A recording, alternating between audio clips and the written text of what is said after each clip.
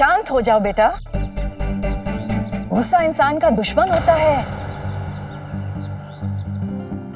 क्या हुआ माँ? अरे कुछ नहीं विशाखा, फोन पे लॉक लगा हुआ है इसलिए नाराज हो गया समीर।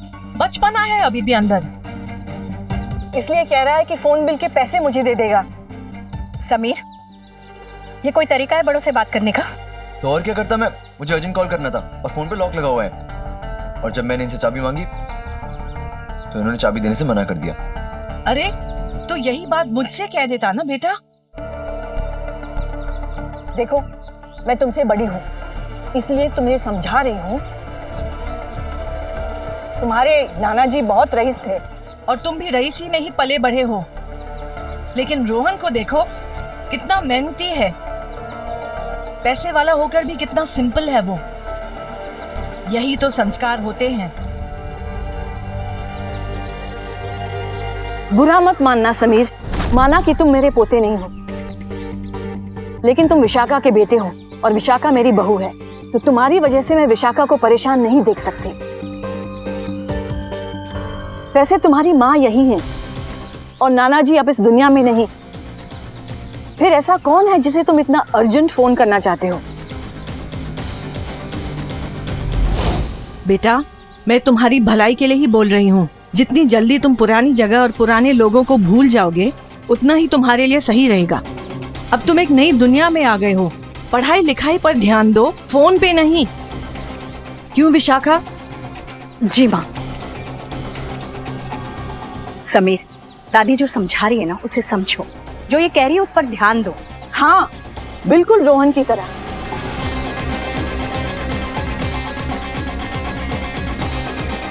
बेटा, हम लोगों से बात करो, बीते हुए कल के आलतू फालतू लोगों से। आलतू फालतू लोग नहीं है वो, आप जिनकी बात कर रही हो ना, वो लोग मेरे अपने हैं। वो लोग वो हैं जिन्हें मेरी खुशियों की परवाह है। आपको एक कॉल करने से दिक्कत हो गई ना। आपको पता है, मेरे नाना जी ने खास मेरे लिए मेरे कमरे में फोन लगवाया था। यही फर्क है अपनों में। और हाँ, मुझे नहीं चाहिए आपका फोन, रखिए अपने पास ताला मार के। विशाखा, तुम परेशान मत हो, समय के साथ साथ वो समझ भी जाएगा और संभल भी जाएगा। माँ, आई एम रियली सॉरी।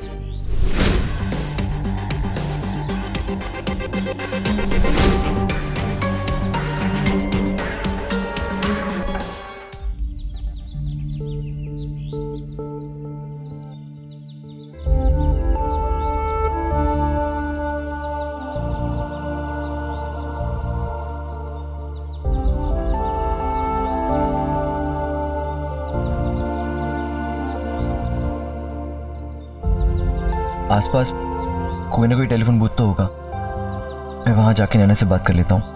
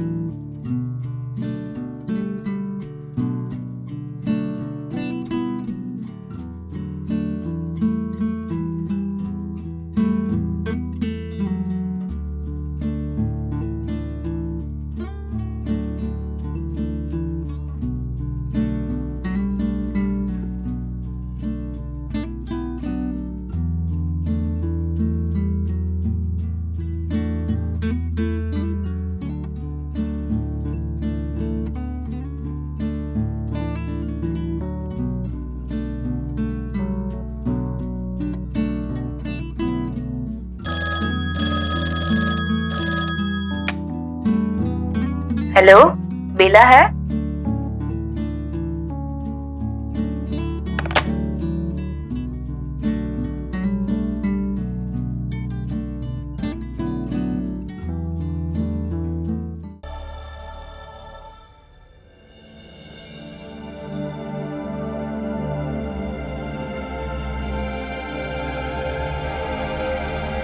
ओ भाई, लड़की है कि गोंद है?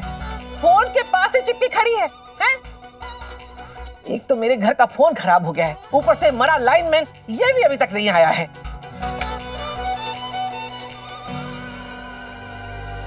ओ भाई, ये चोट भी लगा ली है, बैठे बिठाए डॉक्टर का खर्चा बढ़ाती रहती है। ताई ताऊ है ना, पैसों का पेड़ लगाया है, जब चाहे तोड़ लो, है ना?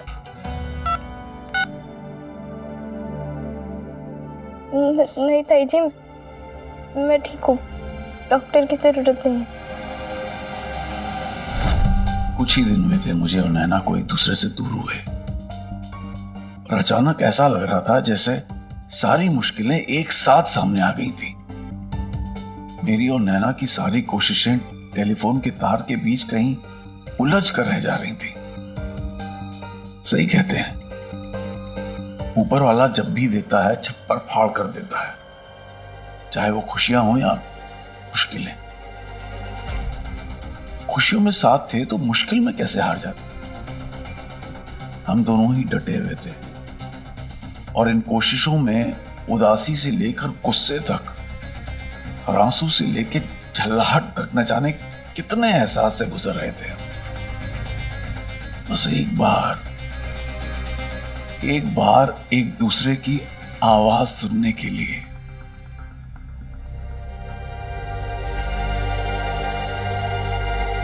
मालकिन, समीर रोहन बाबा की बाइक लेके गए हैं। कहाँ गया वो? कुछ बता के नहीं गए। अच्छा,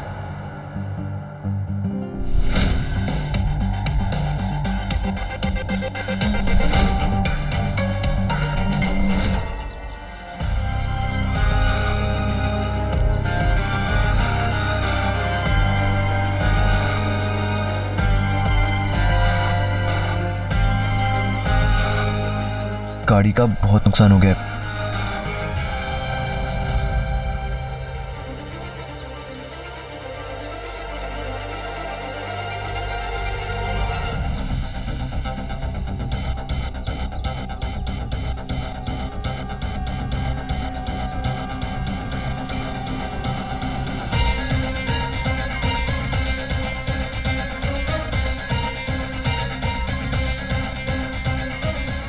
मम्मी आ जाए तो मुझे बता देना।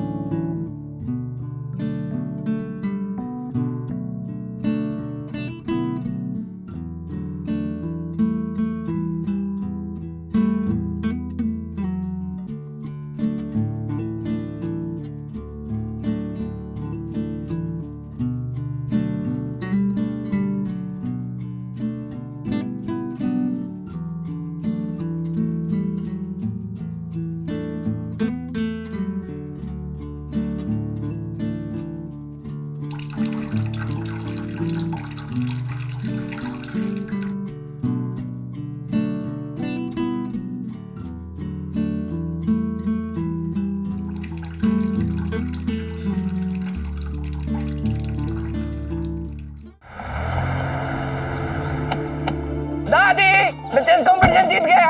अरे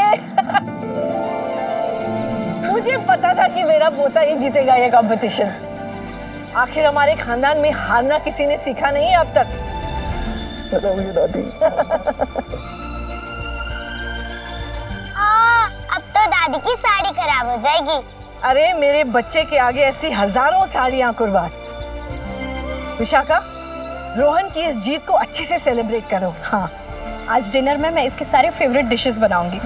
रोहन, इस खुशी में सबके लिए निरूला से आइसक्रीम ले आओ। हाँ बॉबी, इसे पैसे दो। Oh yeah, why not? Sameer कहाँ है? मैं जरा देख के आती हूँ। ये लो, लेके आओ।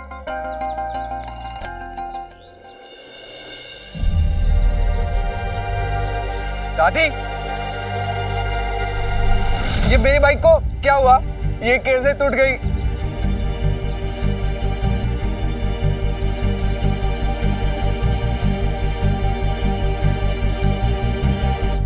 समीर, तुम्हें पता है आज रोहन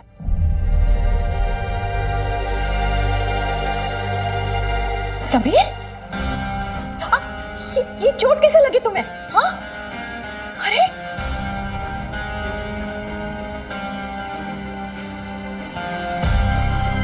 देखो, आराम से।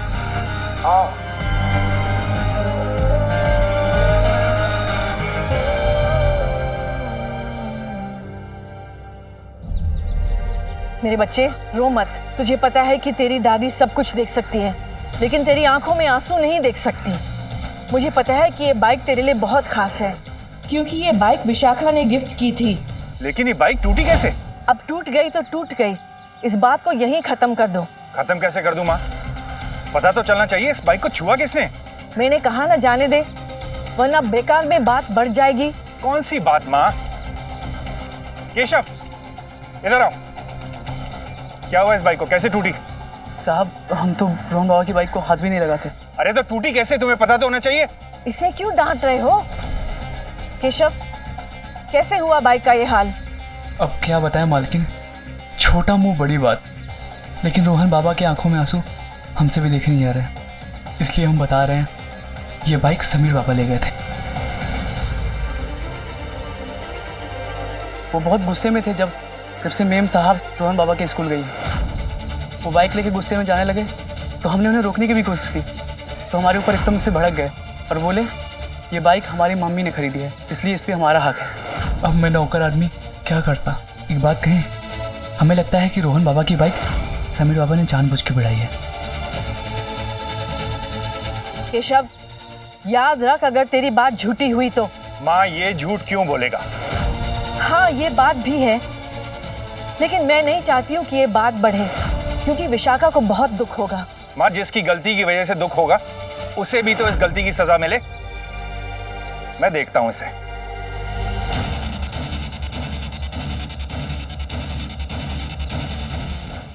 ओ भाई बेला, चाय उगाने गई है कि बनाने गई है? ले भी आ भाई। आ गई भाभी जी। ये लीजिए। क्या हुआ? लंगड़ा क्यों रहे हो? चप्पल टूट गई क्या?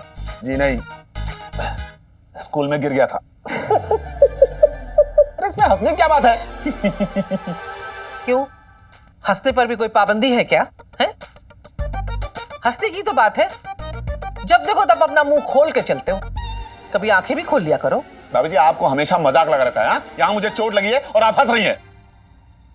बेला। जी भाई साहब। नैना कहाँ है? स्कूल क्यों नहीं आई? भाई साहब, नैना स्कूल तो गई थी, वो उसकी तबीयत नहीं ठीक थी ना, इसलिए स्कूल से जल्दी घर आ गई। क्या? जल्दी घर आ गई? अरे पर वो तो स्कूल गई नहीं। कहाँ है वो? अंदर। नैना, नैना, बाहर तो आ। इधर। ये तेरे पापा क्या कह रहे हैं? स्कूल नहीं गई तो आज? अरे बोलना, स्कूल क्यों नहीं गई? वो पापा, मुझे ना खेल के मैदान में चक्कर आने लगे थे और पेट में दर्द होने लगा था, तो शांति टीचर ने कहा कि घर जाओ। क्या कह रही तू? हाँ? शांति जी से मेरी मुलाकात हुई थी स्कूल में, उन्होंने मुझे ऐसा कुछ नहीं कहा। ओ भाई, ये मुंह और मसूर की दाल। मैं तो पहले ही कहा था कि इन लड़कियों के जैसे लक्षण है ना, देखना एक दिन नाक कटा के रहेंगी। अब तुम झूठ भी बोलने लगी। अभी क्या है, तेल देखो, तेल की धार देखो। सच सच बता, क्या चल क्या रहा है तेरा? हाँ, कहाँ गई थी तू स्कूल से? बोल।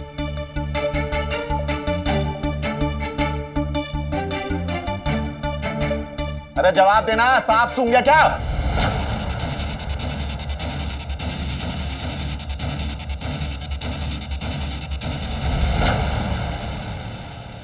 तुम्हें आगे से ध्यान देना चाहिए। और ज्यादा चोट लग जाती तो लग जाती। और वैसे भी काफी चोटें पहले आ चुकी हैं। प्लीज ऐसी बातें मत करो समीर। करूंगा, मैं ऐसे ही हूं। तो बदलो अपने आप को।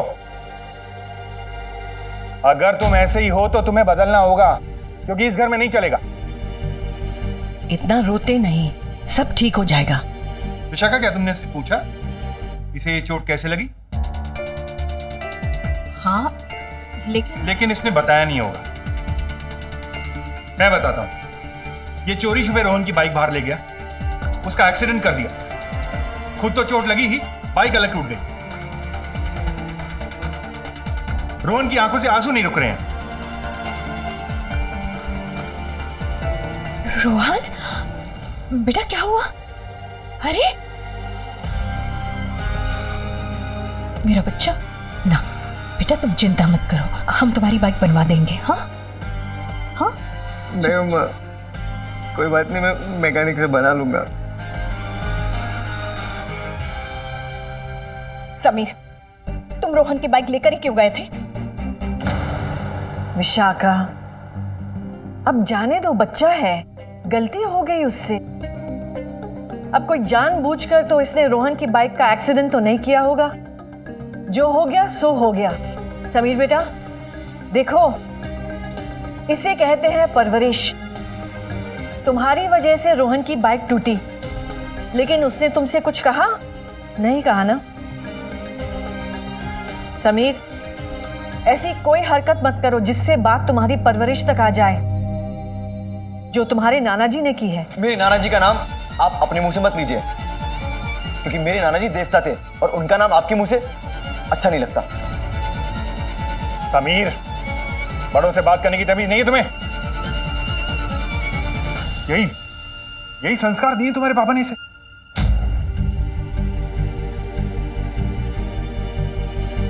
प्लीज, जो अब इस दुनिया में नहीं रहे उनके बारे में ऐसी बातें करना सही नहीं है। रोहन, दीपिका, जाओ अपने कमरे में जाओ।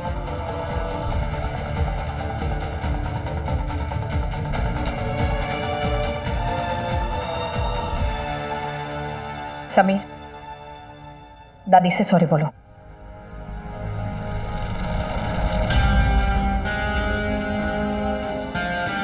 नहीं बोलूंगा।